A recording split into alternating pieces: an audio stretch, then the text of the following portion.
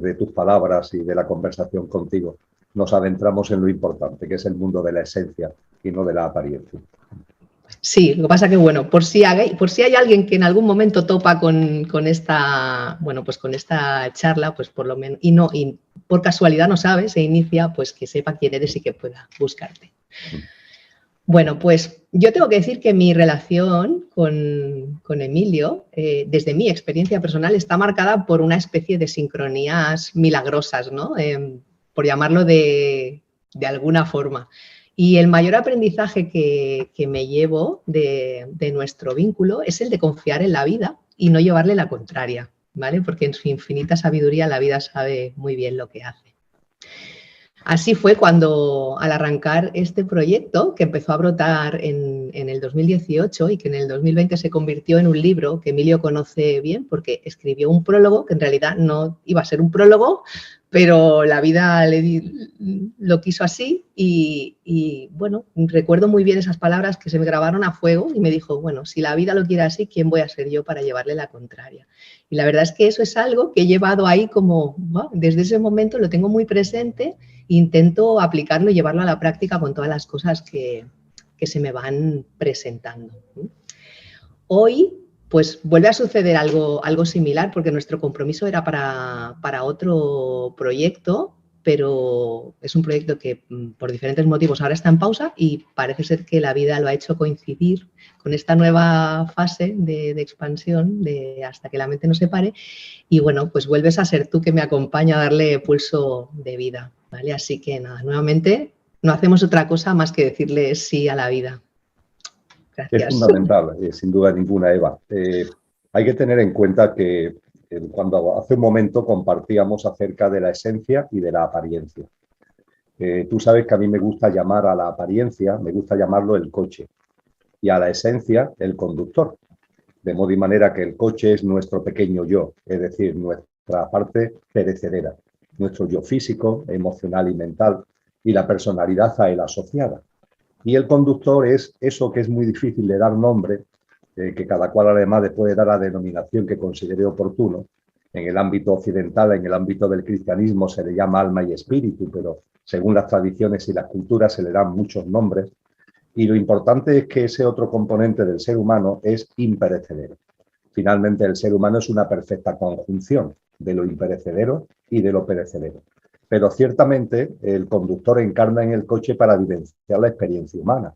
Y es el conductor el que debe llevar el mando consciente del coche, cosa que muchas veces no ocurre. Y cuando el conductor está olvidado o está adormecido, ¿qué es lo que sucede? Que el coche se convierte en un coche loco y va por la vida dándose topetazos. Cuando el coche está en modo coche loco y no pasa nada por reconocer que estamos o hemos estado en esa experiencia de coche loco, una de las cosas, una de las manifestaciones que tiene esa pequeña locura tiene que ver con el hecho de que mentalmente el pequeño yo, el coche, quiere que las cosas sean lo que yo quiero, como yo quiero, cuando yo quiero y donde yo quiero. Y ale ahí, venga, a vivir la vida, y si las cosas salen como yo quiero, pues estoy feliz y siento bienestar, pero si no salen como yo quiero, pues me siento infeliz, vivo el malestar y además sufro y me ofusco. Bien, esto es una auténtica locura. Cuando vivimos desde el conductor o vamos intentando vivir desde el conductor que nos dice que todo en la vida es cuando corresponde. No cuando tú quieres que sea, sino cuando corresponde. Y a partir de ahí nos muestra, los maestros y maestras han insistido, que miremos a la naturaleza, porque la naturaleza es una gran maestra al respecto, ¿verdad? En la naturaleza hay ciclos y hay enormes cambios. A lo largo de un año, fíjate, no todas las estaciones que se suceden, desde las temperaturas más cálidas del verano a las más frías del invierno, desde los días más soleados y secos a los días más lluviosos y fríos, ¿no? La variedad es inmensa y todo es cuando corresponde. Si alguien en pleno invierno empezara a dar gritos al cielo pidiendo que sea verano porque quiero quitarme la ropa, estar en mangas cortas o irme a la playa, darme un baño magnífico tomando el sol, bueno, pues simplemente nos diríamos de él, ¿verdad? Esta persona está loca si estamos en invierno. Y a la inversa, ¿no? Si en verano de pronto queremos que se convierta, que el día sea de invierno. Es decir, la naturaleza nos enseña, y no digamos ya cuando miramos el firmamento en su inmensidad, donde todo está en su sitio, con ciclos perfectos, con rotaciones, con patrones, con pautas. Toda la naturaleza en lo pequeño y en lo grande nos está enseñando que las cosas son cuando corresponden, que todo tiene un sentido cuando corresponde precisamente, cuando llega y cuando lo tenemos delante, y que todo tiene un porqué y un para qué. Y a partir de ahí lo que han hecho los sabios y sabias es darnos instrumentos para que esto lo entendamos y para que lo apliquemos. En el ámbito occidental tenemos el instrumento de la denominada fe, ¿no? De la que tanto habló Jesús de Nazaret, que cuando te metes etimológicamente en el término del griego clásico, que es donde tenemos que acudir, no a las traducciones que se han hecho después al latín y del latín al castellano, sino en la lengua en la que se escribieron los textos del Nuevo Testamento, nos encontramos una expresión preciosa griega que es pistis, pistis, pisteo. La fe es pistis, pistis, pisteo. Y la fe es una especie de conglomerado, de conjunción perfecta, de confianza, de compromiso y de perseverancia. Lo primero es la confianza. ¿La confianza en qué? En la vida. Confía en la vida. Lo segundo es el compromiso. ¿El compromiso con quién? Contigo mismo. Pero el contigo mismo verdadero, que no es el perecedero, que es pasajero, sino que con el contigo mismo imperecedero. Y esa confianza y ese compromiso, la confianza en la vida y el compromiso con tu verdadero ser, sé perseverante en ese camino. Y en el ámbito oriental nos encontramos algo parecido, ¿no? Derivado del noble octuple camino de Buda, pues viene la triada perfecta. Y la triada perfecta, ¿qué nos habla? Nos habla de confianza, nos habla de aceptación y nos habla de no juicio. Y esa triada perfecta desemboca en una acción consciente. La confianza de la que nos habla la triada perfecta oriental, ¿qué es? Confianza en la vida. Volvemos otra vez a lo mismo. Es el primer pilar. La confianza en la vida nos lleva a la aceptación, una aceptación que no es impotencia, que no es resignación, que no es encogimiento de hombro. ¿Qué voy a hacer? Me tengo que aguantar. No, no, no. Es aceptación como fruto de la confianza. Como confías en la vida, sabes que todo tiene un sentido profundo y un porqué y un para qué, le dices continuamente sí a la vida. No le dices no, le dices sí. Eso es la aceptación. Y de la confianza en la vida y el fruto natural de la confianza en la vida, que es la aceptación, surge el no juicio. Se acabaron los juicios. Ya que fíjate que enjuiciamos hasta la climatología. Mañana va a hacer un buen tiempo, mañana va a hacer mal tiempo. Qué disparate, ¿verdad? Cuánta dualidad. Y todo ello desemboca en una acción consciente, porque ni Pistis ni la triada perfecta nos lleva a la indiferencia, nos lleva a una acción consciente, nos lleva a vivir la vida intentando plasmar lo mejor de nosotros mismos, con amor, con compasión, con sentimiento, compartiendo con nuestros congéneres, también con las formas de vida de los otros reinos de la naturaleza. Y cuando eso desde el conductor lo vamos plasmando, todo se va transformando en mucho más sencillo, Y nos damos cuenta que con el coche loco nos habíamos complicado enormemente la vida, con muchísimo estrés, con muchas carreras, con mucho culto a la velocidad, con muchas preocupaciones, con muchas ocupaciones y una dinámica finalmente que nos acaba del centro, que es desde donde tenemos que vivir la vida, sacarle jugo desde lo que realmente somos. Así que es enormemente importante la confianza, Eva, sin ningún tipo de duda. Ay, me encanta escucharte, Emilio. Pues mira, desde esa confianza en la vida vamos a ponernos en contexto para explicar un poco cuál es la intención o la dinámica de estas conversaciones, ¿no? El propósito de Hasta que la mente nos separe era lanzar una serie de invitaciones a la reflexión consciente, ¿no? Justamente para cuestionar la mente, para la aparente realidad, la dualidad, ¿no? Y con ello contribuir a ir elevando el nivel de conciencia, ¿vale? Sin manipular, ni siquiera sin persuadir, sin pretender decirle a nadie lo que tiene que pensar, ¿no? Cada uno a su ritmo, a su tiempo, indagando un poco más allá de ese pensamiento inicial que está condicionado pues, por factores externos, por la educación, por la cultura, por la familia, por las experiencias personales y tal, y que cada uno vaya sacando sus propias conclusiones en pro de esa expansión de la consciencia individual y colectiva.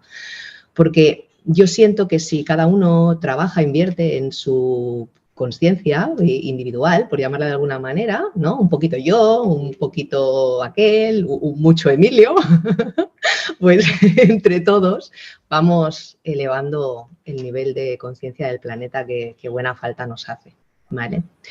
Entonces, bueno, pues la idea es que seguir cuestionando a esa mente pequeña, como tú la llamas, ¿no? A ese a ese yo pequeño, que nos separa mediante pues, conversaciones informales y cercanas, compartiendo inquietudes y pensamientos de estos que nos surgen en el día a día y que quizás pues, sean motivo de reflexión para muchos de nosotros. ¿Qué te parece? ¿Lo ves bien? Sensacional. Desde el no juicio me parece adecuado y oportuno. Y además Muy bien. especialmente oportuno para el momento que individual y colectivamente estamos viviendo, que es un momento bastante importante y con bastantes removimientos. Pues sí, vale. Pues mira, desde ese removimiento, yo, pensando en esta conversación, he elegido 5 temas, a ver qué nos da tiempo, pero 5 reflexiones que como que tengo vivas, ¿no? Algunas las tengo desde hace tiempo y otras pues son recientes, ¿vale? Pero bueno, ahí vamos, ¿no? La primera que te planteo tiene que ver con la magnitud del poder de las palabras. ¿Mm? En el 2017 se dio un acontecimiento histórico en España que marcó un fuerte punto de inflexión en mi vida, ¿no? Como siempre todo lo que se convierte en un conflicto doloroso tiene, o yo veo o siento que tiene su origen en la separación, ¿no? En cualquiera de sus formas, ya sea física, ideológica o emocional, o cualquiera, ¿no? El caso es que el hecho de tomar conciencia de cómo las mismas palabras que para uno eran motivo de ilusión, de esperanza, de entusiasmo, servían para suscitar odio, rencor y separación en otros, ¿no? Y lo único que diferenciaba a esas palabras era el matiz, la intención o la idea o ideología que las sostenía, pero en realidad las palabras eran las mismas, ¿no? Para mí fue súper, súper intenso poder digerir todo eso, ¿no? De hecho, hace muchos años que no veo la tele, no sé, 12, 14, pero en aquella época pasé bastantes horas delante de la tele cambiando de canal de uno a otro, de uno a otro, de uno a otro, observando cómo se utilizaban las palabras, ¿no? Para inducir, para manipular, bueno, para sembrar una serie de ideas y aquello fue como, ¡buah!, me explotó la cabeza, ¿sabes? Lo pasé francamente mal. Tomar conciencia de que un buen discurso se puede emplear para la paz, pero también para la guerra, porque estamos en un universo dual, ¿no? Buah, me impactó mucho, ¿no? Y tanto fue así que me quedé muda. Me quedé, o sea, a pesar de dedicarme a las palabras, ¿no? Y a los libros y todo esto, hice como una especie de pacto de silencio conmigo misma y me quedé muda durante mucho tiempo. De hecho, hace muy poco tiempo que he vuelto un poco a empezar a hablar, más desde la voz, digamos, más que de la parte escrita, que eso lo he ido manteniendo, pero con cautela, porque no me sentía capaz, ¿no? Me sentía tan responsable del uso de la palabra que no me veía con fuerza para hacerlo. Y para lograrlo he tenido que ponerle mucho, mucho, mucho silencio a las palabras, Emilio. Y ahí es donde me gustaría un poco conocer tu opinión. En los textos bíblicos están llenos de referencias al poder creador de las palabras, ¿no? Desde el versículo tan conocido y famoso de que al principio era el verbo, ¿no? Y que el verbo era con Dios y que el verbo se hizo carne y habitó entre nosotros, hasta otros que son menos conocidos, pero que tienen que ver con la muerte y la vida están en poder de la lengua y quienes la aman comerán de su fruto, o cada palabra indolente que pronuncias será tenida en cuenta en el momento del juicio final. Hay muchos, ¿no? Evidentemente son metáforas, ¿no? Que es un recurso extraordinario que usamos para aterrizar conceptos, ¿no? Y crear imágenes o dar claridad, pero me gustaría saber qué piensas tú respecto al poder de las palabras y nuestra responsabilidad para con ellas y cómo la usas tú para, no sé, en tu misión divulgativa para estar en paz con eso, ¿no? Desde esa visión de la responsabilidad que uno tiene a la hora de transmitir. También está la del que recibe, ¿no? De la que interpreta, pero desde uno mismo esa otra parte no podemos controlarla, pero ¿qué opinas tú? No sé, ¿cómo lo vives? Pues estoy recordando, conforme te escucho, Eva, que el 30 de septiembre del 2017 yo compartí un taller, una conferencia en Barcelona, en un hotel de Barcelona. Y el día siguiente, el domingo 1 de octubre, el famoso día, lo pasé entero en Barcelona, con lo que viví de primera mano el núcleo duro de todos esos acontecimientos a los que tú acabas de hacer referencia. Y pude percibir con claridad lo que tú señalas, pude percibir también el egregor colectivo, ¿no? Que somos capaces de segregar y la capacidad de atracción que tiene ese egregor colectivo. Y en definitiva, sabiendo que lo que tú me estás comentando ha sido una experiencia para ti intensa, pero no obstante me he congratulado de que la recuerdes porque me ha servido para recordar aquel episodio que en mi vida fue una cosa muy, muy cortita, entre comillas, pero también tuvo en parte su intensidad. Con relación al poder de la palabra, es absolutamente indudable. La palabra es creadora y el conductor lo sabe, el coche no. El conductor sabe que la palabra es creadora. Cuando cualquier palabra sale de nuestra boca, estamos generando una realidad. Si queremos expresarlo de una forma un poco más modesta, estamos co-creando una realidad. Una realidad que a la primera persona que le afecta es a nosotros mismos. No se nos debería nunca olvidar. El primer afectado, el primer implicado, el primer repercutido por las palabras que salen de nuestra boca, somos precisamente nosotros. Y por supuesto que también tiene un efecto en los demás, más o menos extenso en función del contexto, pero también tiene una repercusión en los otros. A partir de ahí, ese poder creador queda de manifiesto tanto en las tradiciones espirituales como incluso, fíjate Eva, en lo que nos está enseñando actualmente la astrofísica, porque entre las tradiciones espirituales que vienen de muy antiguo y la astrofísica más de vanguardia, más contemporánea, hay un enorme parecido para poner de manifiesto cómo arranca todo, cómo arranca lo que llamamos el universo, cómo arranca el cosmos, ¿no?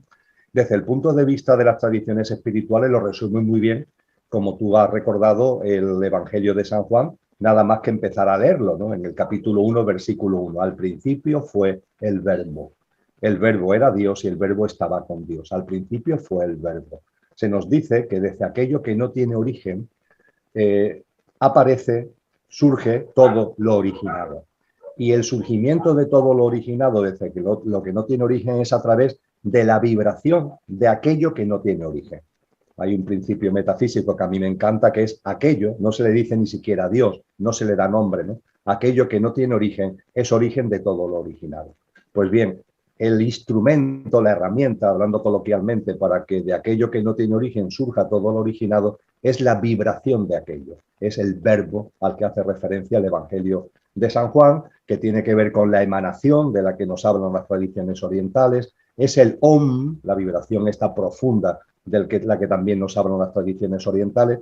Y, por tanto, es muy bella la expresión que utilizó Elena Blavatsky, dándole título a su última obra, que publicó en 1891, que es La voz del silencio. Eso que no tiene origen es silencio. Y tiene voz. Esa voz es la vibración. Y es precioso, es la voz del silencio, ¿no? Ese título del libro lo ejemplifica muy bien todo lo que estamos compartiendo aquí. La creación entera, el universo, la manifestación, según las tradiciones espirituales, surge, se debe a la voz, al verbo, a la vibración de esa voz y de ese verbo. Pero cuando nos vamos a la astrofísica actual, la astrofísica durante muchos años quedó como parada en el Big Bang, ¿no? Entendía que el Big Bang era un fenómeno, una especie de singularidad, le llamaban, que sucede no se sabe muy bien por qué, y que origina una expansión de una concentración de materia y de energía que da lugar al universo que conocemos. Pero claro, los astrofísicos se han preguntado y han dicho, oye, pero el Big Bang tiene que salir de algún sitio, no puede ser que surja de la casualidad, ¿no? Entonces plantean un fenómeno que es la inflación cósmica, es decir, que el espacio se infla en un momento determinado y en el contexto de esa inflación cósmica se genera un recalentamiento que es lo que produce el Big Bang.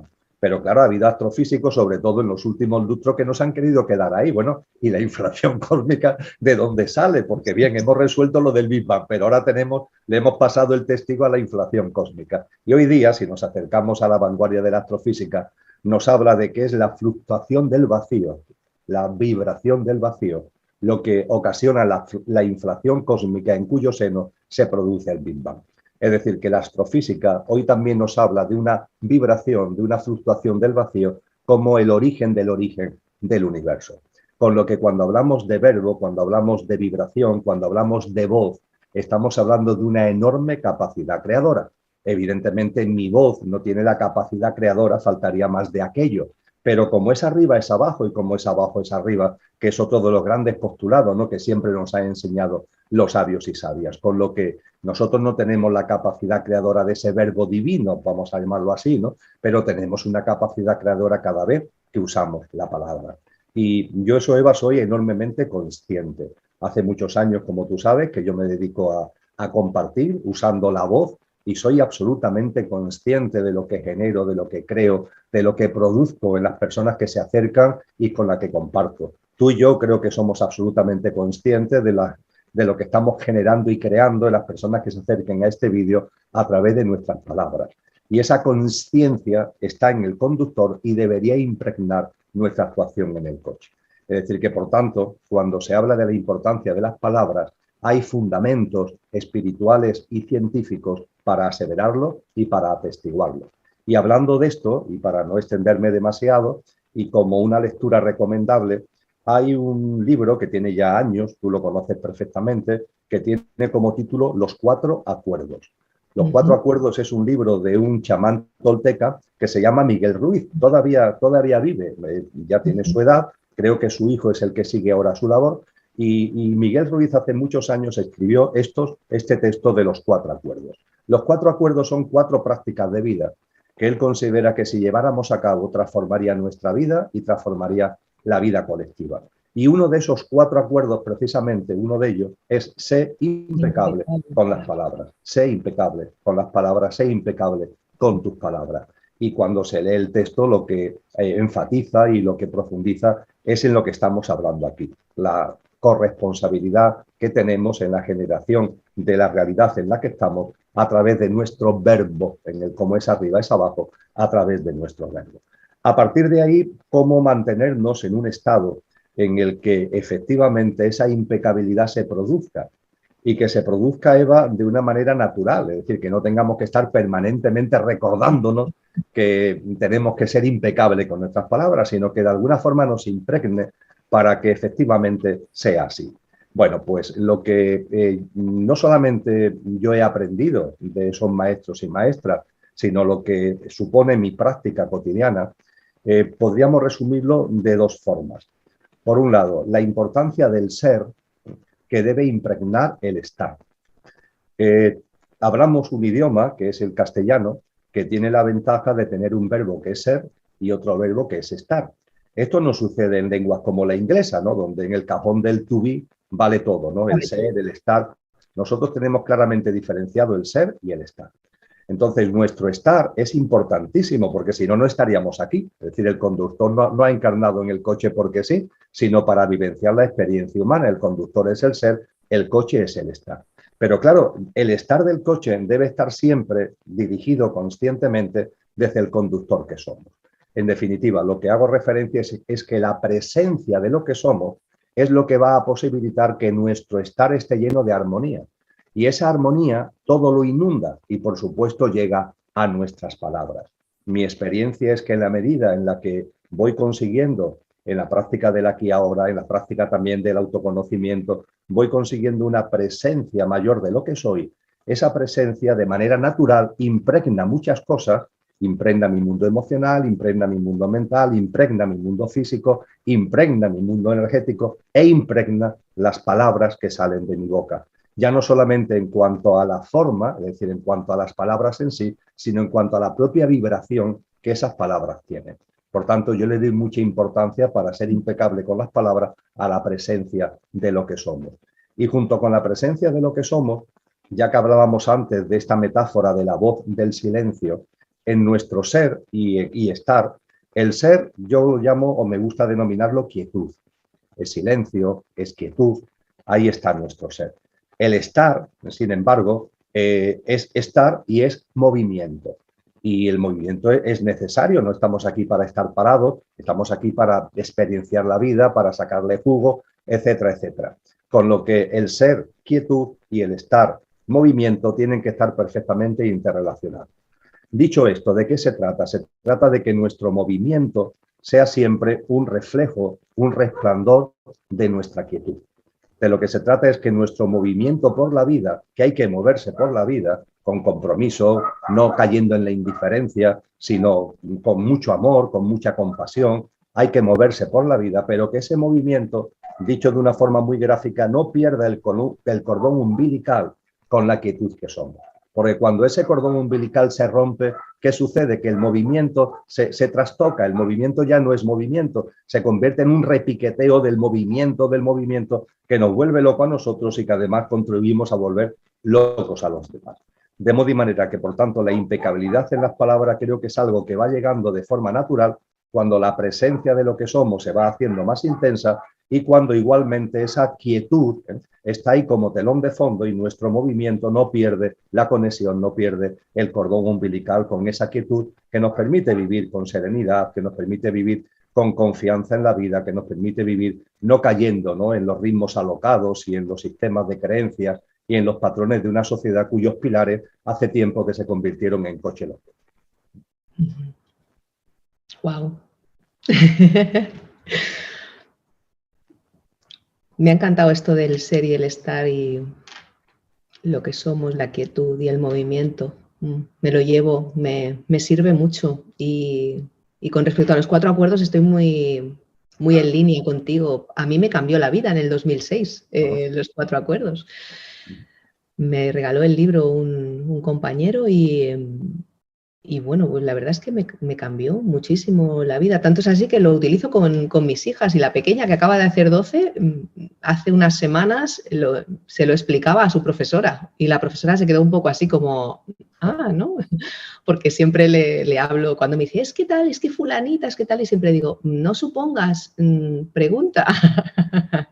Sé impecable con lo que dices, que tiene un efecto, ¿no? Y bueno, pues son pequeños, pero lo entienden muy bien. Sí, sí. Muchas gracias. El no hacer suposiciones, el no tomarte las cosas personalmente y hacer siempre lo máximo que puedas, junto con ser impecable con las palabras, son 4 prácticas de vida que Miguel Ruiz le tenemos que estar muy agradecidos por cómo las resumió y las puso a nuestra disposición. Pues la verdad que sí, la verdad que sí. Bueno, pues poco a poco, a medida que me vas contando cosas y vamos compartiendo, vas tocando cosas que yo ya tengo ahí en mente como para plantearte y bueno, me gusta, eso me gusta porque es como que vamos en camino, ¿no? Otro tema otra reflexión que tengo en mente y que te quiero compartir tiene que ver con los pensamientos de la mente y las verdades universales, ¿no? Esos pensamientos certeros. Me ocurre a veces que cuando estoy en momentos de introspección, ¿no?, de silencio, de reflexión, no necesariamente tengo que estar en plan meditativo, puedo estar faenando en casa, pero son tareas automáticas, mecánicas, ¿no?, que me permiten pues tener la consciencia abierta, ¿no?, y ver, observar qué ocurre ahí, ¿no? Y entre montones de pensamientos que se pasean por la mente del mono, de vez en cuando, ¿no?, surgen grietas y ¡pup!, se cuela por ahí alguna verdad de estas que uno siente que eso sí que es verdad, ¿no? Que sabes que no es un pensamiento tuyo, que viene de otro lugar, ¿no? Y en ese momento es como que, wow, ¿no? Clac, clac, clac, clac, empiezan a encajar las piezas y dices, ¡ah! Era esto, esta era la respuesta que necesitaba para, bueno, pues para darle salida a tal pregunta o a tal cosa, ¿no? Y en ese momento pues siento como que, wow, me inunda una paz, una tranquilidad y digo, oh, qué bien, ¿no? Y cuando quiero echar marcha atrás y digo, a ver, ¿cómo era esto? Cuando intento aterrizarlo, muchas veces se difumina, ¿no? Es como que lo pierdo. Me doy cuenta de que a veces al intentar conceptualizarlo, llevarlo a la palabra, ¿no? Se me escapa y ahí pues me vienen diferentes reflexiones, ¿no? Quizá, o sea, yo siento que el pozo de esa revelación va quedando en mí, pero no siempre soy capaz de luego manifestarla verbalmente. Pienso, quizá es porque todavía no he acabado de integrar del todo ese conocimiento. Puede ser una opción de las que me viene. Otra opción que me viene es, quizá es porque como el instante es ahora, la experiencia es en este momento, pues eso ya, como decía Wendayer, ¿no? Lo que me sirve por la mañana, por la tarde ya no me sirve, ¿no? Quizá es que para cada experiencia necesito un conocimiento distinto. Igual eso ya no me sirve para la próxima. Pero luego veo a personas como tú que tenéis ese conocimiento y que además lo manifestáis de una manera tan fácil, tan natural y tal, y pienso, no, ahí algo se me está escapando. ¿Qué me puedes decir de eso? Bien. Estamos hablando, mejor dicho, estás hablando, Eva, de algo que no debemos llamar conocimiento. A mi humilde entender, no debemos llamar conocimiento. Es algo distinto del conocimiento. Es algo que va más allá del conocimiento, que va más allá del entendimiento y que tiene que ver con una expresión castellana que es discernimiento. El discernimiento. Sí, eso es. El discernimiento es algo que llega al ser humano cuando llega. Y no llega por casualidad, llega con un sentido y como efecto de algo. Concretamente, cuando se estudia fundamentalmente todo lo que es la ciencia del yoga y con el trasfondo de la ciencia del yoga, la constitución sextenaria del ser humano, y uno profundiza en el ámbito mental de las personas, se nos enseña que la mente humana es una mente compleja que tiene como dos grandes niveles. Hay un nivel que es el nivel que algunos psicólogos actualmente llaman la mente concreta, que es el nivel inferior de la mente. Antiguamente le llamaban el manas inferior, la parte inferior de la mente, que es muy importante porque esa parte inferior de la mente o mente concreta es la que se ocupa de lo rutinario, de lo ordinario, de lo cotidiano. Para que tú y yo estemos compartiendo este encuentro, pues la mente concreta ha sido muy importante porque hemos tenido que entrar en contacto, ponernos de acuerdo en un día, en una hora. Tú has tenido que hacer una serie de operativas técnicas para que este encuentro sea posible. Yo he tenido también que situarme en el contexto para que podamos estar aquí llevando a cabo este diálogo. Es decir, en nuestro día a día la mente concreta está muy presente en toda la cotidianidad y en todas las cosas ordinarias. Ahora bien, junto con el nivel de la mente concreta, en nuestro plano mental hay otro nivel, que es superior, es más alto, que es lo que algunos psicólogos actualmente llaman la mente abstracta, por llamarlo de alguna manera. Ese nivel superior de la mente o esa mente abstracta no está ahí para ocuparse de lo rutinario, porque para eso está la mente concreta. La mente abstracta está a nuestra disposición para que nos ocupemos de lo que va más allá de la realidad ordinaria. Lo que tiene un contenido trascendente. Y cada vez que un ser humano se plantea un asunto que va más allá del sota, caballo y rey, de lo ordinario, de lo material, sin darse cuenta, sabiéndolo o sin saberlo, está usando la mente abstracta.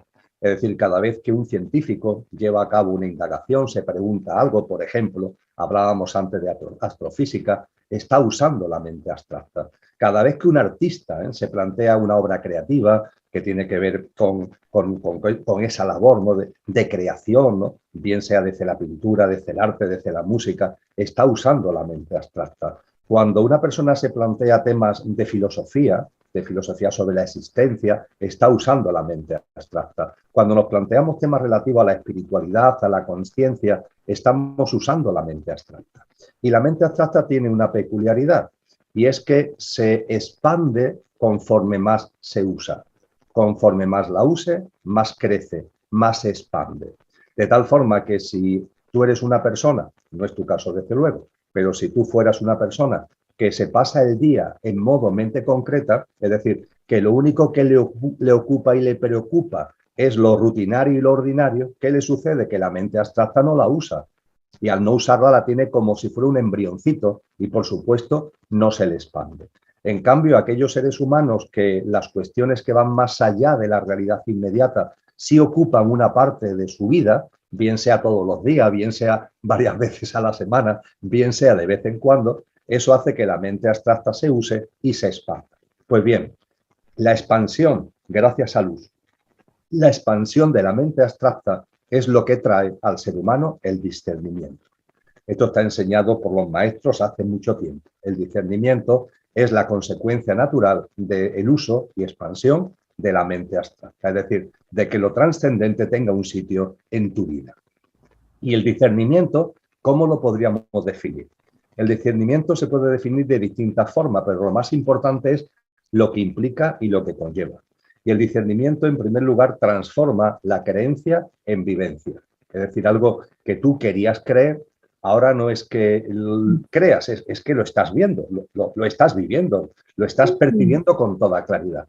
Antes era una creencia y ahora es que lo vives. A mí me ha pasado con personas que debido al fallecimiento de un ser querido, de un ser muy querido, pues ese dolor le ha llevado a plantearse temas trascendentes, quizá por primera vez en su vida, sobre la vida más allá de la muerte. Y en un estadio que dura mucho tiempo, quieren creer que la muerte no existe, porque le va la vida en ello, tienen tanto dolor que quieren creer. Pero no se dan cuenta que gracias a ese terremoto que ha habido en su vida, pues están, por ejemplo, viendo películas y vídeos que antes no veían, están manteniendo conversaciones que antes no mantenían, le están interesando temas, asuntos que antes no le interesaban, se hacen preguntas que antes no se formulaban, leen libros que antes no leían, es decir, sin que se den ni cuenta siquiera, ese querer creer y ese dolor le está llevando a usar la mente abstracta. Y la mente abstracta hay un momento determinado que empieza a regalar el discernimiento. Puede ser un proceso de años, pero finalmente regala el discernimiento. Y entonces esa persona que quería creer que la muerte no existe, lo ve. Ya no es un tema de creer, es que ¿cómo antes no lo veía? Mira, pues antes no lo veía simplemente porque no tenías el discernimiento que te ha llegado de manera natural gracias al uso y expansión de la mente abstracta que te ha regalado ese discernimiento. Con lo que el discernimiento, en primer lugar, transforma la creencia en vivencia. Y, muy importante, sobre todo por lo que tú acabas de compartir, el otro regalo que nos hace el discernimiento es saber cosas sin saber cómo las sabemos, pero las sabemos. Y eso tú lo has descrito muy bien, es decir, eso sucede, ya está. Hay un sabio por ahí que dice, eso no es que sucede, eso acontece. Y acontece y no sabemos, mentalmente no somos capaces de encontrar la razón por la que eso ha acontecido. Es decir, como tú dices, es que de pronto es como una grieta que se abre y aparece, ¿no? Aparece algo que además sabemos que es totalmente cierto, ¿no? Y que por supuesto recibimos como el regalo que es y como el regalo que representa. Pero claro, fíjate, estamos gracias al discernimiento, sabemos algo que no sabemos cómo lo sabemos. A partir de ahí, eso es muy difícil de conceptualizar, Eva. Es decir, cuando me dice, me cuesta trabajo, ¿no? Es como si no lo integrara. Bueno, claro, es que como no ha habido un mecanismo intelectual, porque el discernimiento va más allá del intelecto, como no ha habido un mecanismo intelectual, es complicado ahora que eso lo podamos de alguna forma conceptualizar, poner en un discurso lógico, etcétera, etcétera. Pero no obstante, eso tampoco nos debe preocupar. ¿Por qué? Porque en la medida en que eso que sabes, pero que no sabes, ¿cómo lo sabes? Lo compartas el hecho en sí que sabes, poco a poco eso se va a ir asentando en ti, poco a poco eso se va a ir integrando en ti y poco a poco vas a tener una capacidad cada vez mayor del compartir, de compartirlo hacia los demás, que además es la mejor forma de que se abra, se aclare y se integre en ti mismo. Con lo que mi modesto consejo a este respecto es que cuando una persona recibe a través del discernimiento esa cosa que sabe, pero que no sabes cómo no sabe, no te calles, no te calles.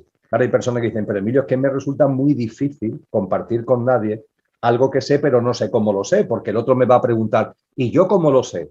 Bueno, pues no te preocupes por esa pregunta. Tú comparte esto que has visto, comparte esto que tienes como una verdad cierta. Tú compártelo porque eso a lo mejor o no le va a servir a la otra persona, pero al que le va a servir desde luego el compartir es a ti, porque eso va a integrar esa vivencia, va a integrar esa experiencia y va a integrar eso que tiene mucho que ver en muchas ocasiones con esos dos grandes términos que son la intuición y la inspiración, ¿no? Que son las puertas que suele utilizar el discernimiento para hacernos estos regalos. Así que lo que me has planteado, Eva, es algo que desde el punto de vista de la filosofía, de la espiritualidad, de la consciencia a lo largo de la historia, está muy analizado, está muy estudiado, tiene al discernimiento como llave de ese saber cosas que no sabemos cómo las sabemos, pero las sabemos, y a partir de ahí lo que se nos reclama es que seamos generosos, que compartamos, que no tengamos ni una falsa modestia, ni tampoco una especie de recelo o una especie también de miedo del que dirán los demás cuando yo planteo algo, que lo compartamos porque ese compartir nos va a ayudar a asentarlo e integrarlo muchísimo más. Ay, qué bien, muchas gracias. Entonces, tenemos que hacer muchas conversaciones de este tipo para seguir trabajando el discernimiento y que se abra. Ujú. Bueno, pues ahí de la observación de lo que ocurre y cómo gestionamos lo que ocurre, ¿no? Viene un poco la tercera reflexión, ¿no? que te quería plantear, que esta es muy reciente, ¿no? El terremoto de Turquía. La semana pasada viene mi madre a casa a traer una cosa para mi niña y cuando se iba a marchar me dice, ay, qué ver, qué tal, qué pena, qué desgracia, qué tal, que fíjate tú, ¿no? Tal. Y yo no tenía ni idea de lo que me estaba hablando, ¿no? Y digo, pero no sé de qué me hablas. ¿Cómo no vas a saber lo que ha pasado en Turquía? ¿No te has enterado? Pues no, mamá, es que no veo la tele, la verdad. O sea, hace muchos años que no veo la tele y no me había enterado en ese momento. A veces voy en el coche, llevo a la niña y en la radio a lo mejor dicen algo, pero bueno, o sea, no vivo aislada ni mucho menos, pero mi día a día, pues bueno, me dedico a trabajar, llevo a la niña al cole y tal, hago mis cosas, pero no veo la tele, no escucho noticias, no, más allá de lo que me puede llegar por una o por otra, pero no me habían pasado como una semana o más y yo no me había enterado. Y bueno, mi madre, oh, esta mañana y tal, no sé cuántos, todo el mundo está volcado y mientras me tomaba el café, pues bueno, se dio un hartón de llorar y tal, no sé qué, ¿no? Y yo dije, vaya, pues sí, qué duro, pero no, bueno, pues no sabía nada.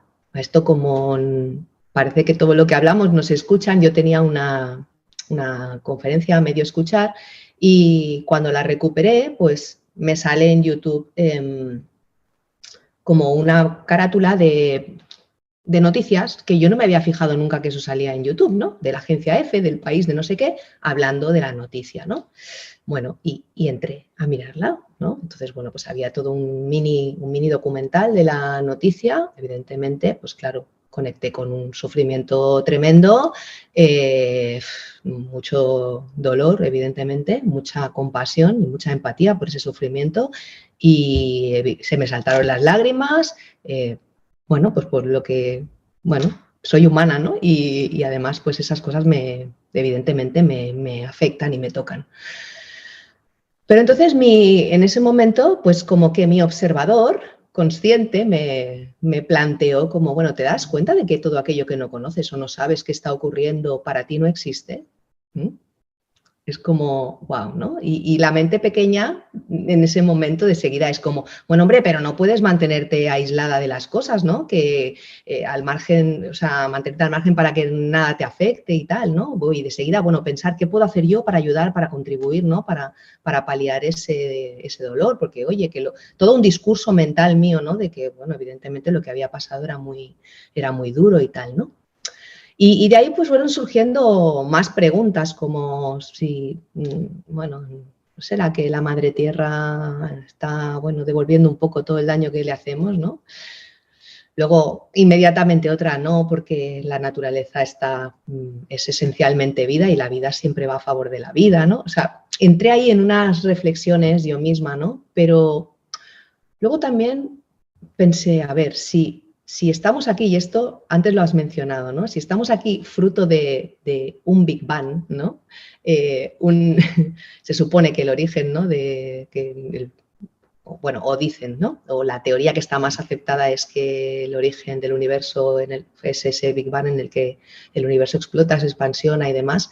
Igual no es tan extraño que hayan fenómenos como pues terremotos, maremotos, tsunamis y cosas de este tipo, pero lo que nos afecta realmente es lo que nosotros pensamos de ello, ¿no? Pensamos que no está mal, que es una catástrofe, que eso no debe ocurrir, porque nos afecta directamente a nosotros como humanos, pero ¿y si eso forma parte de la misma evolución y del universo que sigue en expansión acelerada? O sea, si cambiáramos el discurso, bueno, ahí ya me empiezo a perder, pero ¿entiendes por dónde voy? O sea, es como que es el pensamiento el que genera la emoción y esa emoción la que nos afecta y nos hace entrar en estados de, uff, ahí me voy un poco también.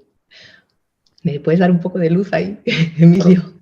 Bueno, en primer lugar, este tipo de experiencias el caso que tú has compartido de tu madre, el tuyo mismo, ¿no? Eh, para mí son, sin menoscabo del dolor que hay ahí, ¿no? Pero para mí son hermosas. Es decir, que un ser humano sienta dolor por lo que están viviendo otros seres humanos que no conoce ni conocerá a muchos miles de kilómetros de distancia. Para mí esto está lleno de hermosura. Está lleno de hermosura porque demuestra compasión, demuestra amor, demuestra humanidad, ¿eh? Y demuestra que las cualidades de ese conductor al que tanta referencia hago, esas cualidades de nuestra alma, que los filósofos griegos estudiaron también, pues están ahí. Que a veces pasan desapercibidas o la tenemos metida en un cajón, ¿no? Pero a veces por circunstancias de la vida, ¿no? Pues hace que ese cajón se abra. Y a mí la verdad es que me resulta hermoso, más allá de que comparta ese sufrimiento, pero me resulta hermoso el contemplar esto. Mi experiencia desde el punto de vista de las catástrofes naturales ha sido intensa porque en la labor que durante tiempo realicé con Naciones Unidas asistimos a muchos procesos semejantes, ¿no? Yo aprendí a diferenciar entre lo que es un desastre natural y una catástrofe. Me di cuenta, Eva, de que muchas veces este tipo de los movimientos de terremotos de la Tierra, los movimientos sísmicos, originan tanto daño humano por la inconsciencia humana, fíjate, por la inconsciencia humana, que se podían haber paliado, pero el problema es que, como ha sucedido en gran parte de los fallecidos en Turquía y en Siria, es que en medio de la pobreza, en medio de la escasez, ¿no?, en la que hemos convertido a esta humanidad, la gente vive donde puede, ¿no? Y entonces pues no se pueden llamar ni casas, son cosas mal construidas, ¿no? En la área de la montaña, en zonas donde hay fallas, es decir, donde hay un riesgo de terremotos muy alto, y las construcciones no tienen las características necesarias como para aguantar mínimamente esos removimientos de la tierra. Leía, mejor dicho, un experto que decía, bueno, terremotos como el de Siria-Turquía suceden con cierta frecuencia en Japón, y en Japón no origina ni una sola víctima, ¿no? Y sin embargo, fíjate lo que han originado aquí, ¿no? Yo viví, por ejemplo, muy directamente el terremoto de Tahití, ¿no?, que se llevó por delante a 250.000 personas, y la mayoría quedaron sepultadas. Es decir, no es que la tierra se los tragara, ¿no?, sino que el movimiento sísmico hizo que cayera la tierra de la ladera de las montañas, y las construcciones estaban donde no debían estar, y como consecuencia de eso murieron de aplastamiento. Esta es la primera reflexión que hago, la hermosura de esas vivencias que salen en el ser humano, y también la diferencia entre el desastre natural y la catástrofe. Muchas veces lo que llamamos catástrofe es un desastre natural que se convierte en catástrofe por la inconsciencia del ser humano y muchas veces debido a la indigencia, a la falta de recursos y a la desigualdad tan tremenda en el que vive la humanidad actual. Dicho esto, la experiencia de Haití también fue para mí importante también porque, aparte de lo que son los apoyos, vamos a decirle materiales, tuve la oportunidad con un grupo de personas de realizar una conexión álmica con las almas desencarnadas, es decir, con las almas que estaban abandonando sus cuerpos como consecuencia de aquel terremoto. Y cuando nos preparamos para hacer esa labor meditativa de silencio y de encuentro álmico, estábamos como prejuzgando que no íbamos a encontrar mucho dolor en esas almas, ¿no? O por lo menos mucho aturdimiento, ¿no? Por la forma tan tremenda de la muerte. Muchos estaban dormidos y bueno, se le cayó la casa encima y murieron asfixiados, ¿no? Entonces, claro, dábamos por hecho de que no íbamos a encontrar mucho aturdimiento, mucho sufrimiento. Lo que nos encontramos fue todo lo contrario, Eva. Lo que nos encontramos son almas que, por cierto, estaban muy bien acompañadas, es decir, almas que estaban haciendo el tránsito rodeadas de formas de luz, rodeadas de lo que aquí en Occidente llamaríamos ángeles, y que lo que nos transmitían es algo enormemente sencillo. Cada una de estas almas nos decían: hemos hecho nuestra vida, la que nos correspondía, nuestro propósito de vida. Es decir, cada una ha hecho su camino. Pero antes de encarnar, habíamos pactado que nos iríamos juntas. Antes de encarnar, pactamos que a la hora de irnos lo haríamos de la mano. Cada uno ha hecho su vida, pero la ida, cada una iba, o sea, compartimos el irnos masivamente. Y claro, ante la pregunta, bueno, ¿y por qué? ¿El por qué irse masivamente? La contestación, que no solamente se me dio a mí, sino a todas las personas que estaban haciendo su propia meditación, y después al compartirlo, con lágrimas en los ojos, todos pudimos comprobar que se nos había dicho lo mismo, textualmente es para parar el mundo, para parar el mundo. Este mundo, de vez en cuando, tenemos que pararlo.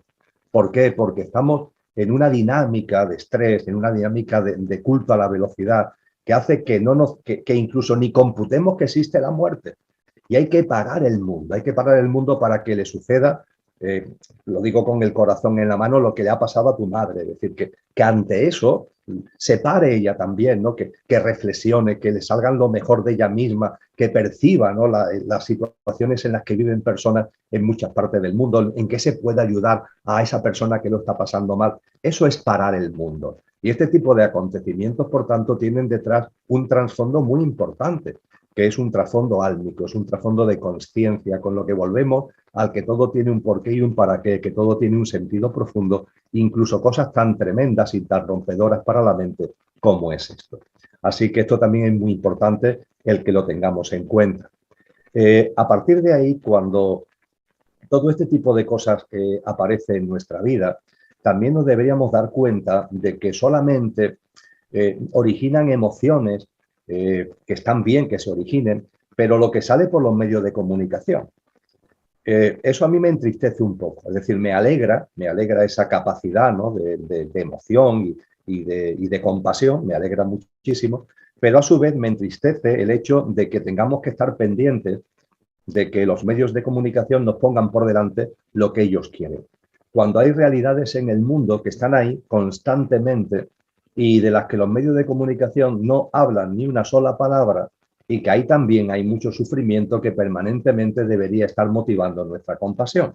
Es decir, por ejemplo, cuando se habla de conflictos bélicos, bueno, pues hay un conflicto bélico que está todos los días en los medios de comunicación y hacemos muy bien en tener presente ese conflicto bélico. Pero ahora bien, deberíamos recordar que hay otros muchos conflictos bélicos, que cuando estalló la invasión de Ucrania, había en ese momento en el mundo 64 grandes conflictos bélicos y que hay conflictos bélicos en el planeta que actualmente originan, tienen un daño en vidas humanas y en víctimas superior a la invasión de Ucrania. Pero nadie habla del conflicto de Eritrea con Etiopía, nadie habla de la guerra civil en Yemen originada por los poderes económicos de Arabia Saudita. De eso no habla nadie, ¿no?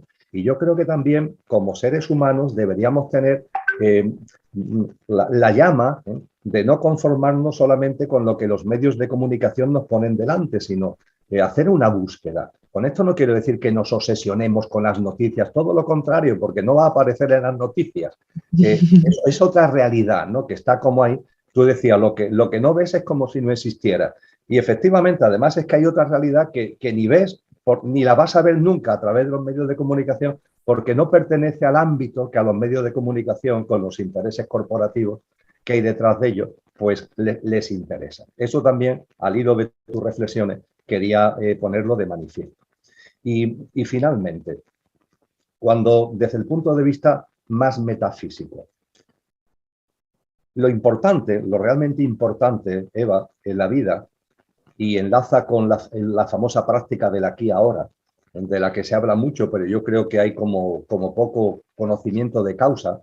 En la práctica del aquí ahora es una cuestión de actitud en el día a día. Es decir, no se trata de que estemos permanentemente entendiendo, comprendiendo el momento en el que estamos. No, lo más importante es tomar conciencia de la actitud con la que estoy viviendo mi día a día. La actitud, la actitud. En la práctica de la hora, tal como nos han enseñado los maestros, consiste en una atención a ti mismo, una atención a ti misma, para que observes la actitud con la que estás viviendo cada instante de tu día a día. Porque, y eso lo sostiene y mantiene, viene de la psicología del yoga, pero lo sostiene y lo mantiene la psicología actual. La dinámica, fíjate cómo es, porque es muy sencilla y es muy interesante. La base de todo está en la actitud con la que vivimos cada experiencia.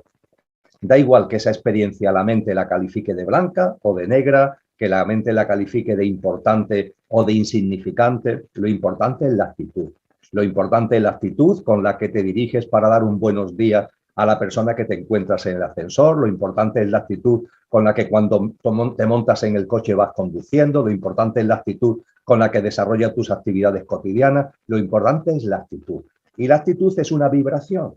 Y la práctica del aquí y ahora lo que nos llama es a tener la vibración más alta posible en esa actitud.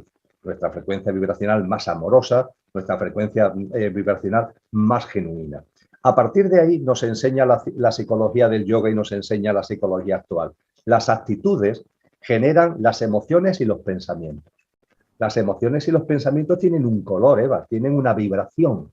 No son de cualquier manera, tienen una vibración, tienen un color. Bueno, pues cada emoción y cada pensamiento está impregnado por el color de la actitud de la que devienen, de la que derivan, la actitud de la que sostiene a esta emoción y a este pensamiento. A partir de ahí, las emociones y los pensamientos generan acciones y reacciones, con lo cual nuestras acciones y nuestras acciones tienen el color de nuestras emociones y pensamientos que tienen la vibración de nuestra actitud en cada momento. Las acciones y las reacciones, conforme se hagan repetitivas en nuestro día a día, se van convirtiendo en hábitos. Y los hábitos, como se van instalando en nosotros, finalmente marcan nuestro carácter. En la escuela pitagórica no se acababa ahí, porque decía algo más. Se decía, bueno, y tu carácter marca tu destino. Y no hay que olvidar que destino y sentido tienen las mismas palabras, ¿no? Con lo que nos estaba diciendo que actitud, emoción y pensamiento, acción, reacción, con la repetición se convierte en hábitos y en pautas de vida, eso marca tu carácter y el carácter finalmente le da a tu vida un sentido y te marca un destino. Fíjate cómo es todo el flujo armónico que esto resume. La culminación es tu carácter, tu destino, el sentido propio de tu vida, pero ¿de dónde arranca todo? De la actitud con la que tú vivas el aquí y ahora, de la actitud de lo cotidiano. Entonces, yo creo que ahí es donde tenemos que centrarnos especialmente, el que seamos conscientes de que muchas veces estamos andando por la vida enfadados, que muchas veces estamos andando por la vida ofuscados y frustrados, que muchas veces estamos andando por la vida con baja vibración, en definitiva.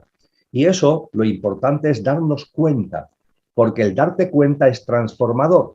Es la práctica de la nariz vertical. La práctica de la nariz vertical es date cuenta, o sea, obsérvate, date cuenta y acéptalo. Volvemos a la aceptación. Estoy enfadado, te das cuenta y lo aceptas. Estoy ofuscado, te das cuenta y lo aceptas. Y eso es un disolvente. Va a hacer que cada vez te enfades menos y que cuando te enfades cada vez dure menos. Entonces, aplicando prácticas como la de la nariz vertical, que en nuestro día a día intentar que tenga en nuestra actitud cotidiana la mayor vibración posible.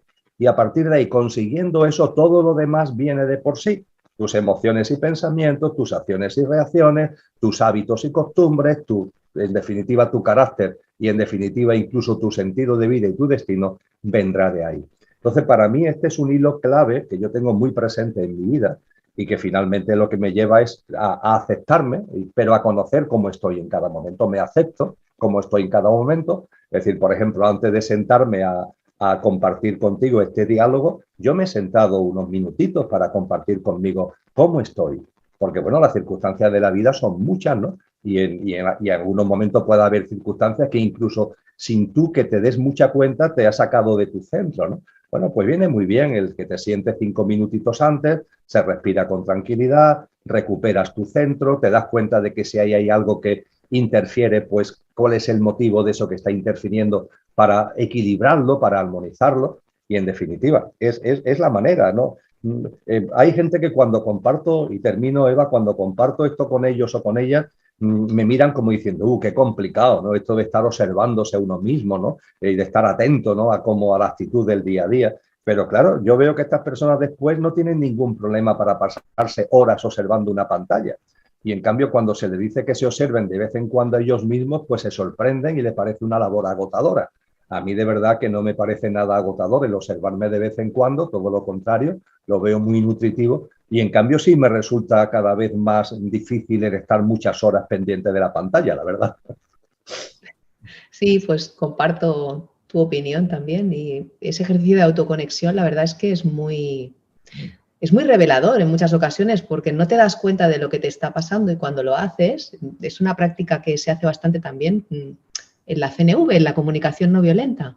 Y el hecho de autoconectar primero contigo, ¿no? Para luego poder conectar con el otro y ahí a lo mejor pues te puedes dar de cosas tan simples como de, uy, tengo frío a lo mejor, me vendría bien ponerme una chaqueta o siento una inquietud, una emoción de lo que sea, de enfado, de ira, de tal, ¿no?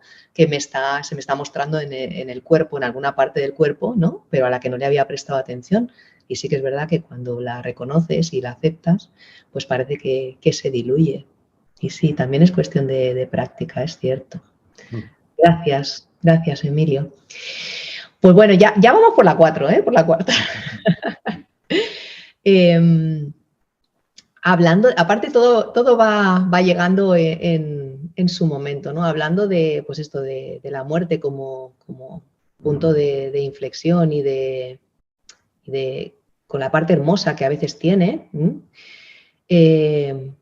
Quería también plantearte una reflexión que también me he hecho en los 2 últimos años, año y medio, 2 años, que tiene que ver con el éxito, ¿no? Con el éxito, quizá también con los dones y los talentos de uno, y que en mí se activó mucho a raíz de una muerte, ¿no?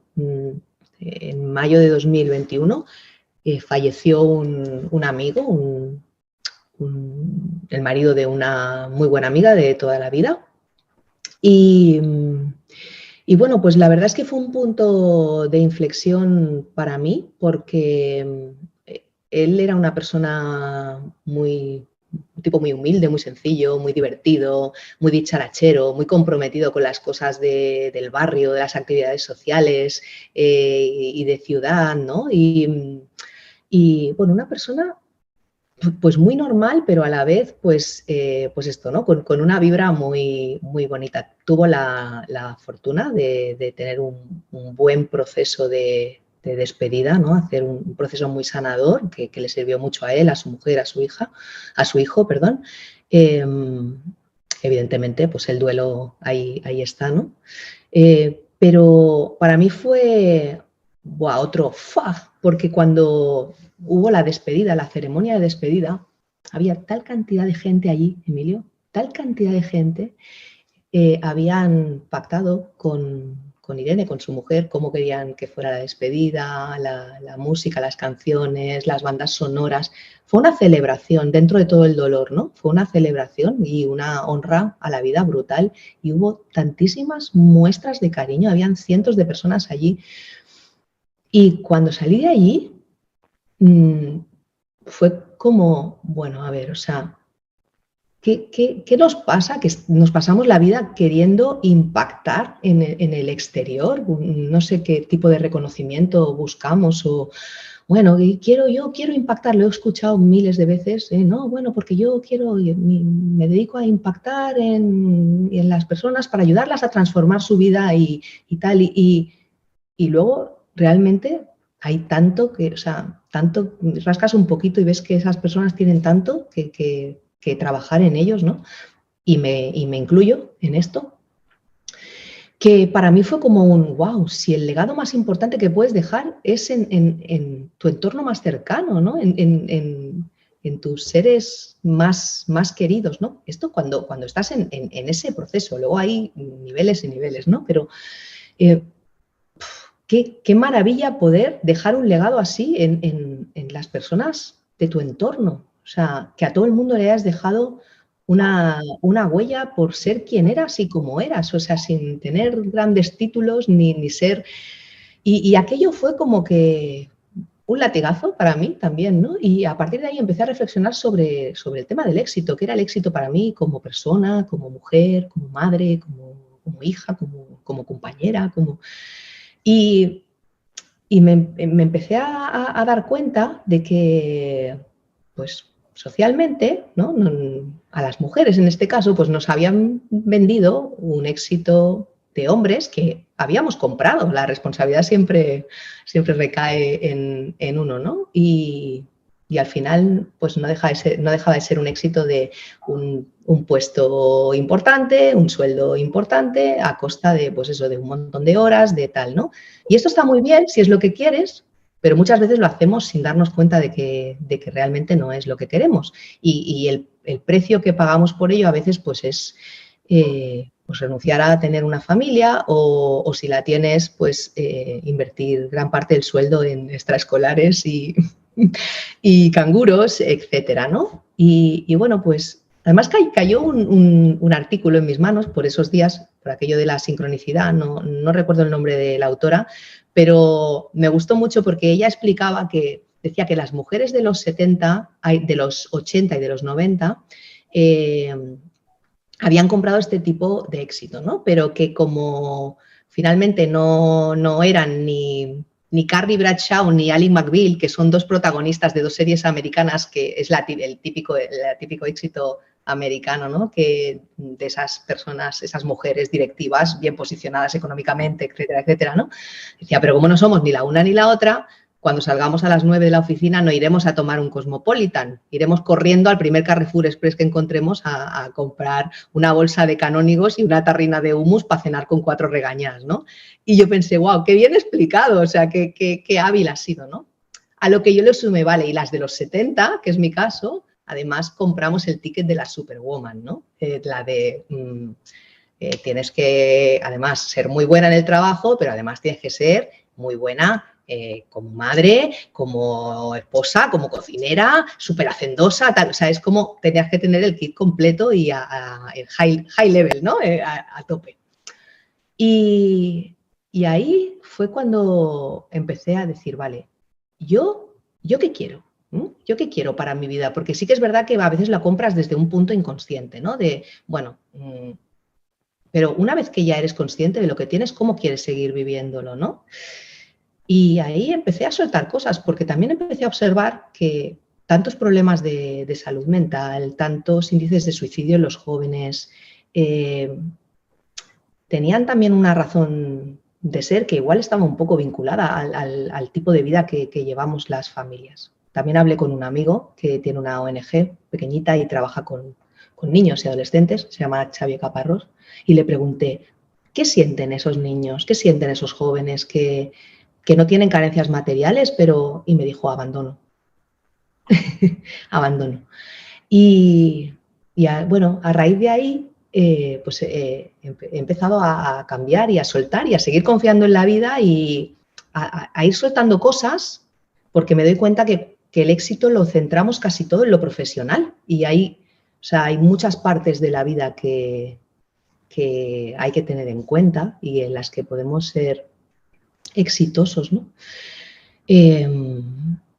Bueno, no sé, yo estoy haciendo cambios a raíz de esa reflexión, que también vino desde un punto de muerte y realmente me planteo que los formatos de vida que llevamos son bastante responsables de todo esto que les está pasando a los jóvenes. Yo no sé si tú me puedes aportar algo más de qué crees tú que le pasa a los jóvenes, tanta desmotivación, tantos problemas de salud mental, el índice de suicidios que no para de subir. Jóvenes y no jóvenes, pero especialmente en gente tan joven que aparentemente lo tiene todo, no sé. Creo, Eva, que la reflexión completa que tú has hecho, personalmente poco le puedo añadir a la reflexión como tal. No obstante, hago 3 comentarios, ¿no? Breves, al hilo de todo lo que tú maravillosamente has expuesto y que hago enteramente mío. La persona que tú has compartido, ese amigo fallecido, a mí me ha recordado mucho cuando te escuchaba la figura de mi padre. Mi padre fue una persona así, una persona muy comprometida socialmente, una persona siempre muy abierta, siempre muy en disposición de estar ahí, no dándoselas de nada, ¿no? Pero para muchas pequeñas cosas a disposición de los demás. Y yo de él aprendí algo que estaba ahí, como subyacente, y que cada vez ha ido emergiendo con más potencia, que es ojo con las etiquetas. Es decir, porque mi padre era profundamente ateo, profundamente ateo. Una persona que no quería saber nada de ninguna práctica religiosa, respetaba la práctica religiosa de mi madre, pero él no quería saber nada de lo que tuviera que ver con la religión, entre comillas. Bien, ojo con las etiquetas, porque lo importante no es lo que tú digas que eres, ni siquiera lo que tú pienses que eres. Lo importante es lo que hagas. Ahí está la clave. Cristo Jesús en esto es maravilloso, ¿no? Porque no para de darle cosquis, entre comillas, en el mejor sentido de la expresión, siempre con cariño, a los hipócritas y fariseos, a los que dicen que son no sé qué, a los que se dan golpe de pecho. Lo importante son las obras. Por sus obras los conoceréis. Y ciertamente la inmensa mayoría de los seres humanos, nuestras obras son obras, entre comillas, pequeñas, modestas. Pero esas pequeñas obras, esas modestas obras son importantísimas. Realmente somos lo que hacemos, somos las obras que estamos permanentemente sembrando, que estamos permanentemente generando. Y lo de menos es como tú te consideres a ti mismo, espiritual, ateo. Lo importante es las obras que lleves a cabo, la calidad y la cualidad de las obras que lleves a cabo. Yo esto en el ámbito de la espiritualidad y la conciencia lo insisto mucho. Jesús de Nazaret nos habla de la importancia de elevar la autoconsciencia de nuestra alma. Él lo llama ir llenando la lámpara de aceite, y la lámpara de aceite se llena por las obras, no se llena por tus intenciones, no se llena por tus declaraciones de no sé cuánto, no se llena por las obras. Así que me congratulo que hayas tenido la ocasión de conocer a una persona que ha hecho esa siembra desde las obras, esa siembra que la mente puede calificar de modesta, pero que es fundamental porque es la verdadera esencia de la vida. Enormemente, enormemente importante. Igualmente creo que con todo lo que tú has compartido es también necesario que recapacitemos sobre el éxito. Hablamos mucho de que como que todo tiene un porqué y un para qué. Hablamos mucho de las noches oscuras, es decir, las circunstancias adversas de la vida, fallecimiento de seres queridos, enfermedades propias o de seres queridos, circunstancias económicas muy graves, rupturas traumáticas de parejas, adversidades de la vida, en definitiva, lo que llamamos noches oscuras. Y insistimos mucho, con razón, de que esas noches oscuras no llegan por casualidad. Tienen un porqué y un para qué como factor de impulso, de removimiento, para que cambiemos nuestra vida, para que hagamos un paso adelante, ¿no?, en nuestro desarrollo evolutivo, en nuestra evolución espiritual. Lo hablábamos antes con el fallecimiento de un ser querido, que muchas veces le sirve al padre o a la madre cuyo hijo ha fallecido, le sirve para plantearse cosas que antes no se planteaban, hacerse preguntas que antes no se hacían, etcétera, etcétera. Lo compartíamos hace un ratito, ¿verdad? Pero ojo, ojo, ¿y qué pasa no ya con las noches oscuras, sino con los días luminosos? ¿Es que los días luminosos no tienen también un porqué y un para qué desde el punto de vista del éxito? Yo esto lo aprendí de una maestra que tiene como nombre Mabel Collins, que vivió finales del XIX y la primera parte del siglo XX. Y Mabel Collins, en una de sus obras, hace hincapié en esto. Ojo con el éxito, porque el éxito también debería ser, Eva, debería ser, igual que las noches oscuras deberían ser, un factor de impulso de nuestra evolución en consciencia.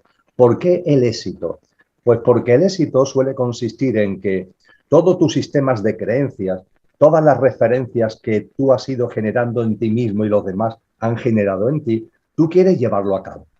Nietzsche en el libro de Así habló Zaratustra, en el primer discurso, lo llama el yo quiero, y lo llama el león, ¿no? El león que se lanza al mundo a conseguir lo que quiere y que finalmente, si tienes éxito, lo consigue, ¿no?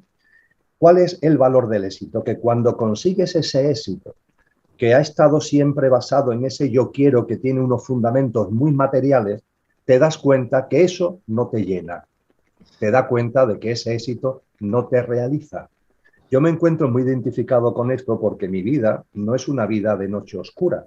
Yo he tenido, bueno, tuve el accidente que me llevó a estar, entre comillas, muerto, pero eso yo ya había avanzado en el camino espiritual y yo lo viví no de forma de noche oscura, sino como un regalo de la vida y como una bendición.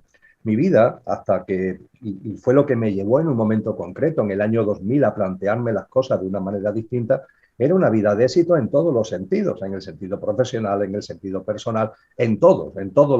Y hay un momento determinado en el que empecé a percibir que eso no es. Aquí falta algo muy importante. porque este éxito aparente, este éxito por el que he peleado tanto, entre comillas, por el que he dedicado tanto tiempo, tantas energías, eso no me está dando la vida plena, no me está dando esa plenitud interior, esa felicidad que yo estoy buscando. Y a partir de ahí fui ya cambiando, haciendo cambios drásticos en mi vida. Por tanto, el éxito también, como las noches oscuras, tiene un papel o debería tenerlo en el ámbito de nuestra evolución de conciencia. Las noches oscuras con sus características, los días luminosos con sus características, pero todo ello son siempre llamamientos a que no nos quedemos ahí y vayamos a algo más. Ya te digo, el yo quiero de Nietzsche creo que lo identifica muy bien. Hay que trascender ese yo quiero, porque ese yo quiero está siempre basado en cuestiones externas, en cuestiones, la mayoría de las veces, excesivamente superficiales, que no te van a dar la vida abundante y la vida plena, que hay algo en ti que está reclamando sin ningún tipo de duda. Y en cuanto al tema de los jóvenes, ahí me lo preguntan muchas veces, Eva, los jóvenes, los niños. Yo ahí lo que llamo es a una enorme confianza. Vamos a confiar y no dejemos que nuestra mente haga juegos. Me explico mejor. Cuando encarnamos, desde el conductor, con el instrumento del alma, cuando encarnamos, no encarnamos por encarnar. Hay un propósito de vida. El propósito de vida, según las tradiciones espirituales, sería lo que antes decía, de conseguir más aceite para tu lámpara y que haya una evolución en autoconsciencia de ese alma. Pero en cualquier caso, a lo que voy ahora es que cuando venimos a este plano, cuando nos proyectamos nuevamente y reencarnamos en él, lo hacemos con un propósito. Puede ser que a lo largo de los años, yo por ejemplo, que tengo ya un buen número de años, puede ser que yo me aparte de ese propósito de vida, ¿vale? Es decir, y forma parte de lo natural, es decir, no nos escandalizamos, porque una cosa es lo que en el plano de luz el alma proyecte y otra cosa es lo que sucede cuando estamos aquí, que puede alinearse con ese propósito o se puede desalinear de ese propósito. Con lo cual, cuando una persona tiene 40, 50, 60, 70 años, puede haber existido en la vida un desalineamiento del propósito con el que se tuvo. A veces sucede que ha habido un desalineamiento y después hay un realineamiento, ¿verdad? Pero a lo que voy, una persona con 5 años, con 10 años, con 15 años, con 17 años, con 18 años, es muy difícil que se haya salido de su propósito de vida. Es decir, no ha habido ámbito, no ha habido margen como para que la plasmación aquí de lo proyectado allí se haya salido de cauce. No ha habido margen. Ese alma, lo que son sus primeros 10, 15, 17, 18 años de vida, lo tenía ya en su propósito de vida. Con esto lo que quiero decir es que fíjate lo que hemos vivido en estos últimos años, ¿no? Y lo que niños y jóvenes han tenido que sufrir, entre comillas, de limitaciones, de coacciones e incluso de experiencias traumáticas como consecuencia de lo vivido con la crisis sanitaria de estos años. Pues bien, mi alma, seguro que no tenía ni idea de que cuando tuviera yo la edad que tengo, iba a vivir una experiencia como la que hemos vivido con la famosa crisis sanitaria. Ahora, el alma encarnada en un chico de 5 años, en una niña de 12 o en un joven de 17, lo sabía perfectamente, Eva, lo sabía perfectamente. Lo que quiero decir, por tanto, es que desde el punto de vista de experiencias que nosotros percibimos que son muy turbulentas, cuando hablamos de almas, cuando hablamos de jóvenes, tenemos que recordar que detrás de cada joven, detrás de cada adolescente, hay un alma encarnada y que ese alma viene con un propósito y que a esas edades ese alma no se ha salido de su propósito. Con lo cual, si está viviendo eso, significa que es algo que el alma ya tenía computado y que el alma, por tanto, ya estaba preparada para vivirlo. Y, por tanto, que no hagamos prejuicios y que confiemos en la capacidad de esas almas para sacarle jugo, para sacarle nutriente a estas experiencias. Y concluyo con lo siguiente. En los años de docencia universitaria, yo tenía invitaciones para dar cursos en universidades extranjeras. Y en un momento concreto, fue a principios de los años 90, tuve una invitación para dar clases en la Universidad de Tsukuba, en Japón. y durante varios meses estuve allí impartiendo docencia. Eso me ayudó a conocer la cultura japonesa. Y en la cultura japonesa los niños, también los adolescentes, pero es especialmente llamativo en los niños, están muy mal educados, muy mal educados. Es decir, yo he vivido el estar en un restaurante y un niño acercarse y meter su cuchara en mi sopa, ¿no? Y no solamente eso, sino que los padres no les riñen, que es lo que más te puede llamar la atención. Se sonríen, te sonríen a ti, le sonríen al niño y no ha pasado nada. Bueno, vale, pues no ha pasado nada, pero el niño ha metido la cuchara en mi sopa, entre comillas. Es solamente una anécdota para entender lo que hablo de mala educación. No es que estuvieran haciendo nada raro, pero en fin. Y claro, hubo un momento determinado en el que esto ya me llamó tanta la atención que con el rector de la universidad, en una conversación de las que teníamos de vez en cuando, le pregunté sobre esto. Digo, oye, me llama la atención lo maleducado, en mi escasa experiencia, pero en fin, lo que estoy viendo es lo maleducado que tenéis aquí a los niños. Y dice, eso tiene una razón muy profunda, que está en nuestra cultura, me decía él, ¿no? Que ha hablado siempre de una forma muy solemne. Dice, la razón es muy sencillo. Si queremos tener adultos obedientes, tenemos que tener niños desobedientes. Porque si hacemos a los niños obedientes, tendremos adultos desobedientes. Esto es una reflexión muy potente. Entonces, cuando hay padres y madres y gente que me dicen, pero estos niños, estos adolescentes con las mascarillas, con esas coacciones, con esas limitaciones, lo van a formatear. Ojo, ojo, porque puede pasar todo lo contrario, que precisamente por tanto normalizar, por tanto ajustar, por tanto medir, por tanto arreglar, lo que se esté consiguiendo sea que esas almas que si están viviendo eso sabía que lo iban a vivir, estén fraguando a un ser humano que tenga una libertad, que tenga unas capacidades en pro de esa libertad que son inimaginables en estos momentos para nosotros. Con lo que todo esto, termino, nos lleva otra vez a la confianza. Vamos a confiar.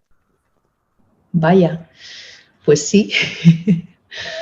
Pues sí, gracias. Bueno, mira, ponemos el broche de oro.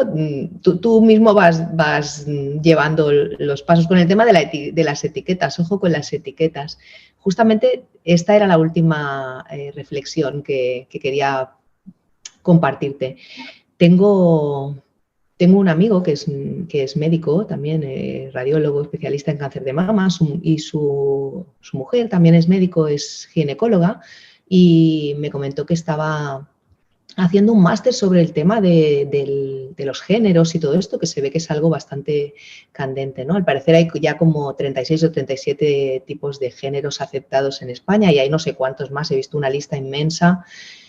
La verdad, yo no lo entiendo mucho. Intento estar atenta porque además tengo hijos jóvenes, ¿no?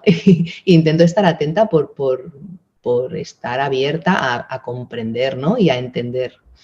Pero lo que más me lleva a pensar esto es en el afán que tenemos de dividir y subdividir y clasificar y etiquetar no sé, en búsqueda de qué, de una identidad, que no deje de ser más de un concepto y me da la sensación de que tanta división, tanta etiqueta, lo único que hace es confundir y separarnos más, ¿no? Es como, y me da la sensación de que eso, ¿no? Que esta oleada, ¿no? Que está alrededor de todo este tema, que está tan candente y que parece que todo el mundo está pendiente de todo.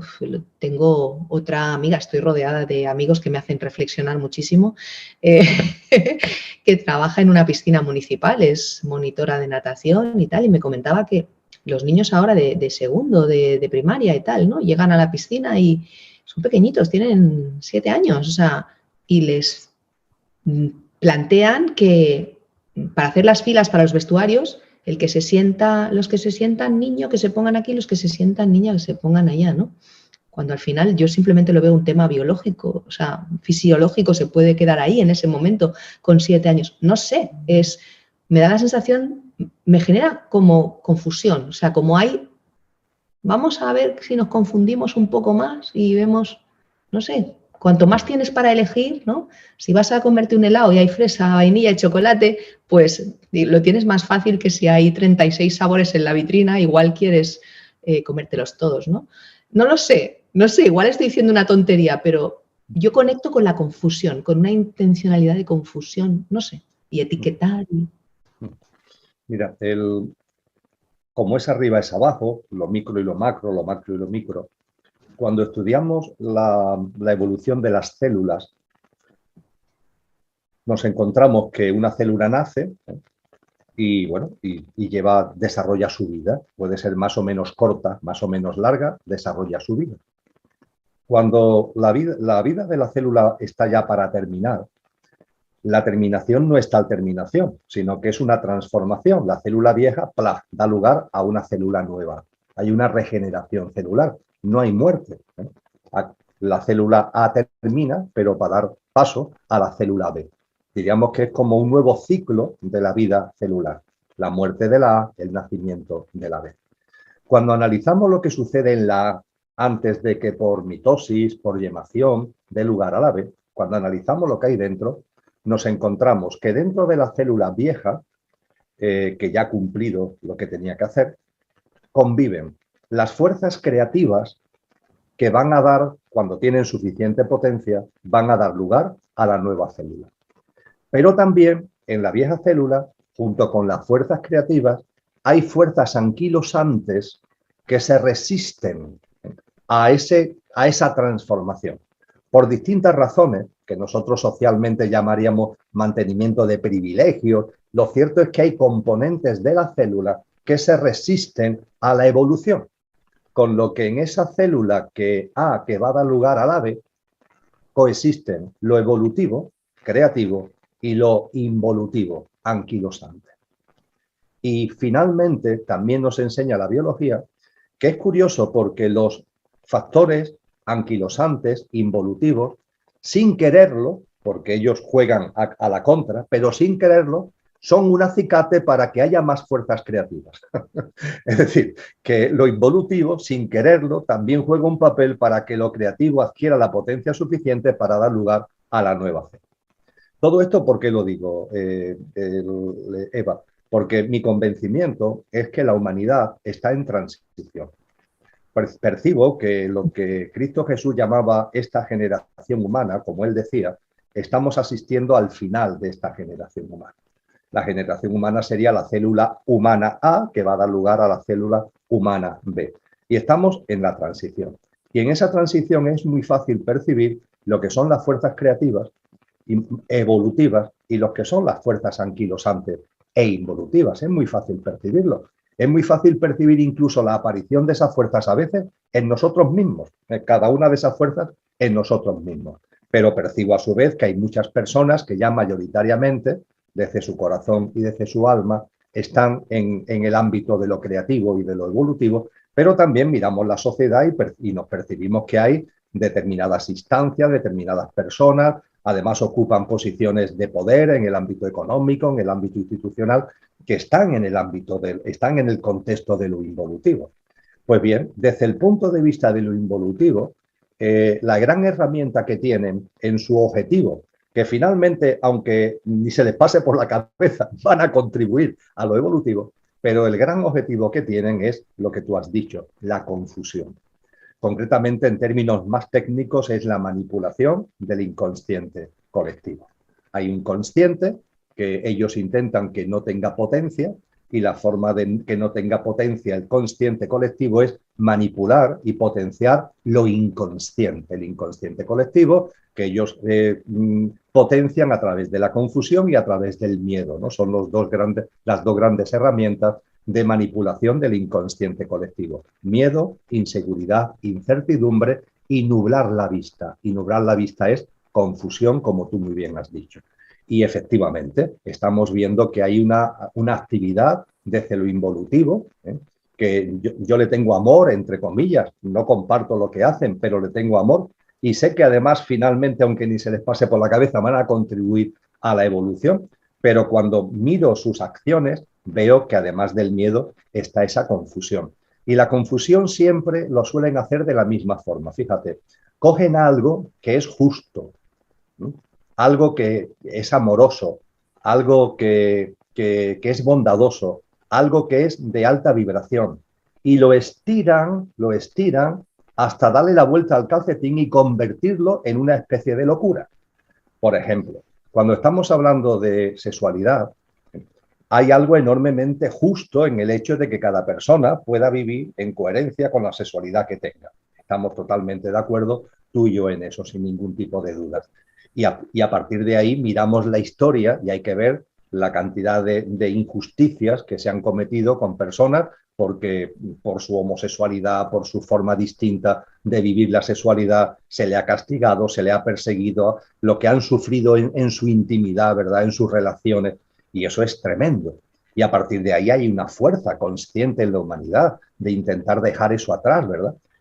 Pero claro, fíjate, porque cuando surgen cosas como esta, lo que hacen esas fuerzas involutivas es que cogen la bandera y empiezan a estirar el chicle hasta el punto en el que lo que es algo justo, lo que es algo adecuado, lo que es algo amoroso, se transforma en una especie de locura, de confusión, que es lo que está pasando en estos momentos con el tema del género, como tú comentabas, que lo que finalmente está provocando es una mayor división, una mayor segregación, una mayor confrontación, origina falsos debates, es decir, debates estériles entre nosotros, que nos apartan de lo realmente importante, que es ver lo que está ocurriendo en el mundo, la trascendencia en nuestras vidas, la evolución en conciencia. Y yo esto lo veo en muchos ámbitos, no solamente en este que estamos compartiendo, sino en otros muchos, que se coge algo que es justo y que es amoroso y se lleva a un contexto, se va estirando hasta generar una situación absolutamente extraña que incluso las personas que han dado mucho de sí, incluso a veces casi su vida, ¿no?, por esto, ahora que ven esto, dicen, pero yo esto no lo entiendo. ¿Cómo es posible que habiendo comenzado aquí, estemos terminando aquí, ¿no? Entonces, esto, que en definitiva es confusión, tiene que ver, tú lo has dicho, y con esto termino, tiene que ver con que en lo anquilosante, lo involutivo, una de sus grandes bazas, además del miedo y a través de la confusión, está en la división. Porque esa división genera entre nosotros recelos, genera entre nosotros alejamiento, le genera entre nosotros unas tensiones que nos van enfriando, que sin darnos cuenta uno con relación a otro nos vamos convirtiendo en indiferentes, va apagando la llama de la compasión, va apagando la llama del amor, y eso es lo que, desde lo que cada uno pueda modestamente aportar, y sin luchar contra nada, pero sí creando lo nuevo, tenemos que poner en valor ese amor, esa compasión, y yo no me siento dividido ni me siento diferente de nadie, diga lo que cada uno pueda hacer. El tema de, no sé, con las inoculaciones, los pro, los anti, es que estamos continuamente divididos, nos estamos continuamente dividiendo y hay que trascender todas estas divisiones. Y la trascendencia mayor viene de lo que nos han enseñado los maestros, incluso, oye, ni mundano ni espiritual, las dos cosas, y todo tiene su sitio en la vida, todo tiene su lugar. Y desde el respeto, desde la comprensión, desde el amor, siempre que tú no dañes a otro, ¿no?, siempre que no dañes a otras formas de vida, debemos hacer todo lo posible para que cada cual viva de la forma que considere oportuno vivir y de la mejor forma de realizarse en lo que sienta y en lo que perciba. Y a partir de ahí estamos construyendo desde lo evolutivo esa nueva célula humana que, bueno, que yo de alguna forma percibo. No tengo ni idea cuándo llegará, pero percibo que no le quedará mucho tiempo. Pues muchas gracias, Emilio. Ha sido una conversación muy enriquecedora. Me siento ahora mismo muy feliz y muy agradecida. Resumo gratitud por pues por todo lo que nos has compartido, y también me siento bien pues por haber podido compartir yo también todas esas reflexiones e inquietudes que muchas veces me ocupan, ¿no? Y que además siento como que me ayudan a crecer, ¿no?, a caminar por ese sendero hacia esa nueva humanidad que nos espera, por lo menos en lo que yo pueda contribuir. Muchas gracias. Muchísimas gracias a ti, Eva. En eso estamos, cada uno con nuestro camino y cada uno con nuestra semilla, en eso estamos. Y también mi agradecimiento. El agradecimiento es mutuo y compartido y ha sido un placer absoluto. Muchísimas gracias. Gracias.